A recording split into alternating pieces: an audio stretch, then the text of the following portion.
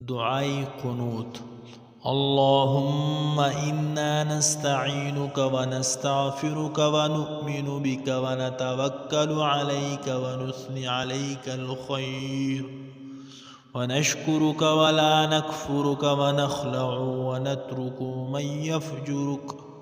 اللہم ایاک نعبد ولک نصلی ونسجد وإلیک نسعى ونحفظ ونرجو رحمتك ونخشى عذابك إن عذابك بالكفار ملحق۔ ایک حدیث میں رسول اللہ صلی اللہ علیہ وسلم نے فرمایا، جو شخص وتر نہ پڑھے وہ ہم میں سے نہیں ہے۔ 3 بار یوں ہی فرمایا، لہٰذا وتر نماز کبھی نہ چھوڑو، وتر نماز کبھی نہ چھوڑو۔